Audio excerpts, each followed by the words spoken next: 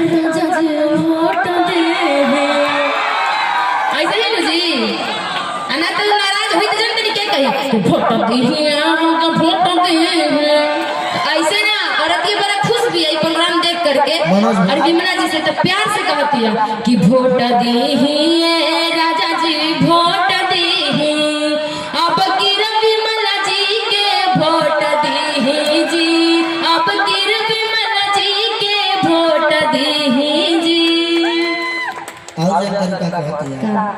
कि घर आजाद होई के टरेनिया